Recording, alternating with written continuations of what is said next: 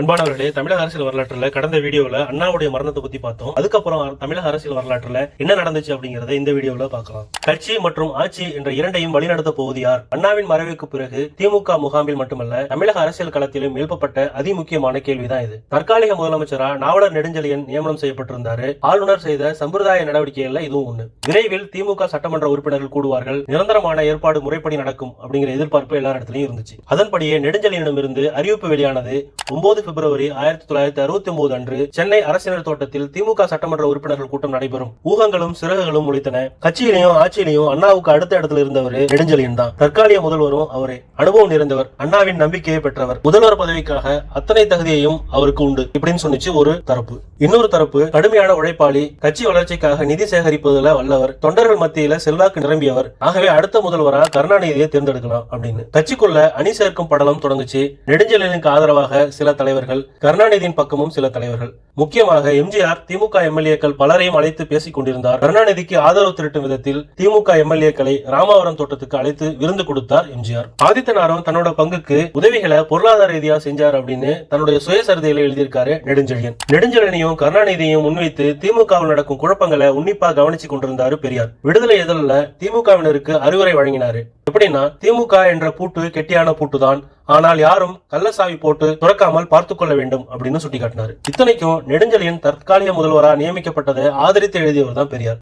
தற்போது ஆட்சியை வழிநடத்தவும் கட்சியை வழிநடத்தவும் கருணாநிதிக்கு ஆதரவு கொடுத்தாரு பெரியார். சட்டமன்ற உறுப்பினர்களிடம் பேசியதுல கருணாநிதிக்கு ஆதரவு அதிகம் அப்படிங்கிறது எம்ஜிஆருக்கு புரிஞ்சிச்சு. இந்த கருத்தை பின்னாளில் பதிவு செஞ்சிருந்தாரு எம்ஜிஆர். பிறகு கருணாநிதியிடம் சென்று பேசினார். ஆனால் கருணாநிதியிடம் இருந்து முதலில் மறுப்பே வந்தது. இருப்பினும் பெரும்பாலானோரின் விருப்பத்தை தட்டி கழிக்கவே கூடாது என்ற எம்ஜிஆரின் வாதம் கருணாநிதியை சம்மதிக்க வைத்தது. திமுக சட்டமன்ற உறுப்பினர்கள் கூட்டம் கூடியது. ஆளுங்கட்சி தலைவர், அதாவது முதல்வர் பொறுப்புக்கு கருணாநிதியின் பெயரை முன்மொழிந்தார் அமைச்சர் கே.ஏ. மதியழகன். அதை வழிமொழிந்தவர் அமைச்சர் சத்தியவாணி முத்து. பிறகு எஸ்.ஜே. ராமசாமி எழுந்தார். அவர் முதல்வர் பதவிக்கு நெடுஞ்செழியனின் பெயரை முன்மொழிந்தார். வழிமொழிந்தவர் வி.டி. அண்ணாமலை. போட்டி உருவானது. வாக்கெடுப்பு மட்டுமே பாக்கி. முதல்வர் பதவிக்கு என்னை ஒருமனதாக தேர்ந்தெடுக்க வேண்டும், யாருடனும் போட்டியிட விரும்பவில்லை, விலகிக் கொள்கிறேன் அப்படின்னு சொன்னாரு நெடுஞ்செழியன். திமுக சட்டமன்ற குழுவின் தலைவராக மு. கருணாநிதி ஏகமனதாக தேர்ந்தெடுக்கப்பட்டார். இனி அவர்தான் முதலமைச்சர். முதல்வர் கருணாநிதியின் அமைச்சரவையில் இடம்பெறப் போவது யார் என்ற கேள்வி எழுந்தபோது நெடுஞ்செழியனிடம் இருந்து அறிவிப்பு வெளியானது. நான் திமுக சட்டமன்ற உறுப்பினராக தொடர்ந்து பணியாற்றுவேன். கலைஞர் கருணாநிதி அமைக்கப் போகும் அமைச்சரவையில் இடம்பெற மாட்டேன். முதல்வர் பதவி விவகாரத்தில் பலத்த அதிருப்தியில் இருந்த நெடுஞ்செழியனின் அதிரடி அறிவிப்பு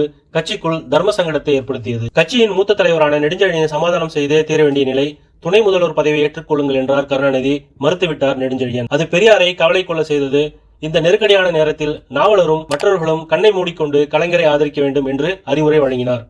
அவசரப்பட்டு எந்த முடிவும் எடுக்க மாட்டேன், ஒரு முடிவுக்கு வந்தால் மாற மாட்டேன் அப்படின்னு திட்டவட்டமா சொல்லிட்டாரு நெடுஞ்செழியன். ஆகவே அவர் இல்லாத திமுக அமைச்சரவை பதவி ஏற்றுக்கொண்டது. கே.ஏ. மதியழகன் உள்ளிட்ட 10 பேரை கொண்ட அமைச்சரவையை உருவாக்கினார் கருணாநிதி. அவங்கள 4 பேர் புதியவர்கள். முக்கியமாக சி.பா. ஆதித்தனார். அவரை அமைச்சராக்க கூடாது என்று அண்ணாவிடமே எதிர்ப்பு காட்டியவர் எம்ஜிஆர். காரணம், இருவருக்கும் இருந்த உள்பகை. அதே சமயம் திமுகவின் வெற்றிக்கும் பிரச்சாரத்துக்கும் கணிசமான பங்களிப்பை செய்த ஆதித்தனாரை அமைச்சராக்கி கௌரவப்படுத்த விரும்பினார் கருணாநிதி. அதன் தொடர்ச்சியாக ஆதித்தனார் வகித்த சபாநாயகர் பதவி புலவர் கோவிந்தன் வசம் சென்றது. ஏற்கனவே நெடுஞ்செழியன் ஆத்திரத்தில் இருந்தாரு. ஆதித்தனாரை அமைச்சராக்கியதன் மூலம் எம்ஜிஆர் மனதிலும் ஒரு அதிருப்தி உருவாச்சு. இப்போது பேராசிரியர் க. அன்பழகனின் முறை. 9 மார்ச் 1969 அன்று சென்னை நேப்பியர் பூங்காவில் புதிய முதலமைச்சர் கருணாநிதிக்கு பாராட்டு விழா நடந்தது. தலைமை தாங்கியவர் க. அன்பழகன். திருச்செங்கோடு மக்களை உறுப்பினராக இருந்த அவர், நான் கருணாநிதியை தலைவராக ஏற்றுக்கொண்டால் என் மனைவியே என்னை மதிக்க மாட்டார் என்று பொருள்பட பேசிவிட்டதாக செய்திகள் கசிய தொடங்கின. அந்த வார்த்தைகள் கட்சிக்குள் பலத்த கொந்தளிப்பை ஏற்படுத்தின. உடனடியாக அறிக்கை மூலம் அன்பழகனை கண்டிச்சார் பெரியார்.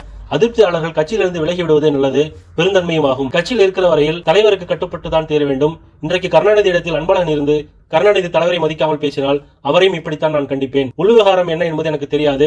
கட்சியின் கௌரவத்தை காப்பது தலைவரின் கடமை என்றார் பெரியார். அன்று முதல் அவரின் இறப்பு வரை கருணாநிதிக்கு பக்கபலமாகவே இருந்தார் அன்பழகன். கருணாநிதி முதல்வரான சமயத்தில் கிருபானந்த வாரியார் தாக்கப்பட்ட செய்தி பரபரப்பை ஏற்படுத்தியது. அண்ணா மரணம் அடைந்திருந்த சமயத்தில் ஆன்மீக சொற்பொழிவாளர் கிருபானந்த வாரியார் நெய்வேலி பகுதியில் தொடர் சொற்பொழிவில் ஈடுபட்டிருந்தார். அப்போது ஒரு கூட்டத்தில் ஆண்டவனை நம்பாதவர்கள் அமெரிக்காவுக்கே போனாலும் டாக்டர் மில்லரே வந்தாலும் இப்படித்தான் முடிவு ஏற்படும் என்று பேசியதாக செய்திகள் வந்தன. அண்ணாவை இழிவுபடுத்தி விட்டார் வாரியார் என்று கூறி திமுக தொண்டர்கள் கிருபானந்த வாரியார் மீது தாக்குதல் நடத்தினர். வன்முறை வளர்வதை தடுக்கும் வகையில் வாரியாரின் சொற்பொழிவு கூட்டங்கள் உடனடியாக ரத்து செய்யப்பட்டன. போலீசாரின் தலையீட்டுக்கு பிறகு வாரியார் மீட்கப்பட்டார். வாரியார் தாக்கப்பட்ட செய்தி சட்டமன்றத்தில் எதிரொலித்தது.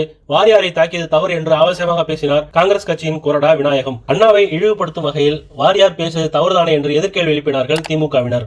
ரமண மகரிஷி புற்றுநோயால் மரணமடைந்ததற்கு வாரியார் என்ன விளக்கம் சொல்ல போகிறார் என்று சட்டமன்றத்துக்கு வெளியே கேள்வியை எழுப்பினார்கள் திமுகவினர். வாரியார் தாக்கப்பட்ட விவகாரம் தொடர்பாக ஒத்திவைப்பு தீர்மானம் ஒன்றை கொண்டு வந்தார் மா.பொ.சி. வாரியார் வேணுனே பேசினாரா இல்ல அறியாமையில பேசினாரா அப்படின்னு தெரிஞ்சுக்கிறதுக்கு இதுக்கு முன்னாடி நடந்த ஒரு வரலாற்று சம்பவத்தை பார்க்கலாம். நெய்வேலியில வாரியார் தாக்கப்பட்டதற்கு ஒரு 25 வருஷத்துக்கு முன்னாடி என்ன நடந்துச்சு அப்படின்னா, ஆன்மீக புராண சொற்பொழிவுகள்ல கிருபானந்த வாரியார் தீவிரமாக பணியாற்றி கொண்டிருந்தாரு. அவருடைய கூட்டங்களுக்கு மக்கள் அதிக அளவுல திரளுவது வழக்கம். இன்னொரு பக்கம் பெரியாருடைய சுயமரியாதை இயக்கமும் பல பகுத்தறிவு பிரச்சாரங்களையும் சுயமரியாதை போராட்டங்களையும் நடத்தி கொண்டிருந்துச்சு. 1944 ஆண்டு நடந்த புராண சொற்பொழிவு கூட்டம் ஒன்றுல வாரியார் பேசும்போது, தமிழ்நாட்டில் பெரியார் அப்படிங்கிற ஒரு நச்சு ஆறு ஓடுது அப்படின்னு பேசிட்டாரு. பெரியாரின் தளபதியா இருந்த அண்ணாவுக்கு தகவல் வந்துச்சு. ஆவேசத்தோட பேனாவை எடுத்தாரு. தன்னுடைய அரசியல் ஆசானை நச்சு ஆறு என்று விமர்சித்த கிருபானந்த வாரியாரை கண்டிச்சு ஒரு கட்டுரை எழுதினார். நச்சு ஆறாம் பெரியார், நாராச சேற்றில் அமிழ்ந்து கிடக்கும் புராண வாயார் கூறுகிறார் என்று தொடங்கிய அந்த கட்டுரை வாரியாரையும் அவருடைய போக்கையும் கடுமையாக சாடியது. காலேஜபம் ஒன்றில் வாரியார் அப்படி கூறியிருந்ததால் அந்த கட்டுரைக்கு கீழட்சேபம் என்று எதிர்மறை தலைப்பை வைத்திருந்தார் அண்ணா. 2 ஜூலை 1944 அன்று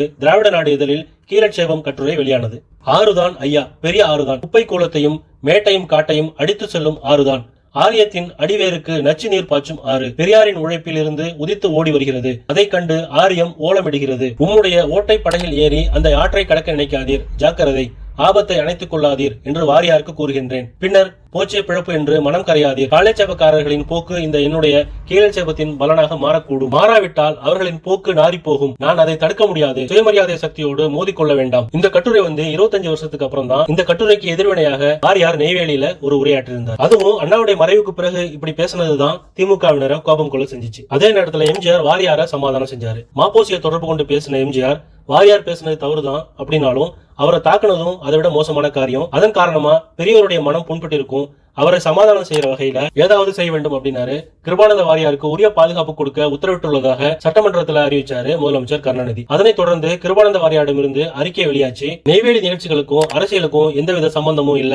அதை சில அரசியல் கட்சிகள் தங்கள் நலனுக்காக பயன்படுத்துவதை நான் விரும்பவில்லை. முதலமைச்சர் தகுந்த நடவடிக்கை எடுத்திருப்பதாகவும் நல்ல பாதுகாப்பு கொடுக்கப்பட வேண்டும் என்றும் சட்டமன்றத்தில் அறிவித்துவிட்டபடியால் இதை முடிந்து போன பிரச்சனையாக கருத வேண்டுகின்றேன். நெய்வேலி தாக்குதல் விவகாரம் முடிவுக்கு வந்த பிறகும் கூட வாரியாரை சமாதானம் செய்யக்கூடிய முயற்சியிலேயே எம்ஜிஆர் இருந்தாரு. அத எம்ஜிஆருடன் எனக்கு இருந்த தொடர்பு அப்படிங்கிற புத்தகத்துல மா.பொ.சி பதிவு செஞ்சிருக்காரு. எம்ஜிஆர் தன் சொந்த செலவில் ஒரு கூட்டத்தை நடத்தி வாரியாரையும் அழைத்து பேச செய்து பொன்மன செம்மல் எனும் பட்டத்தை தனக்கு தர செய்தார். எம்ஜிஆரின் ஒரே எண்ணம் வாரியார் மீது பக்தி செலுத்தும் ஆத்திகர்களுக்கும் அறிஞர் அண்ணாவிடம் பக்தி செலுத்தும் அரசியல்வாதிகளுக்கும் ஏற்பட்ட பகை தேர வேண்டும் என்பதுதான். இப்படி தன்னோட புத்தகத்துல பதிவு செஞ்சிருந்தாரு மா.பொ.சி. தமிழக அரசியல் வரலாற்றுல அடுத்து என்ன நடந்துச்சு அப்படிங்கறத அடுத்த வீடியோல பார்க்கலாம். நன்றி, வாழ்த்துக்கள்.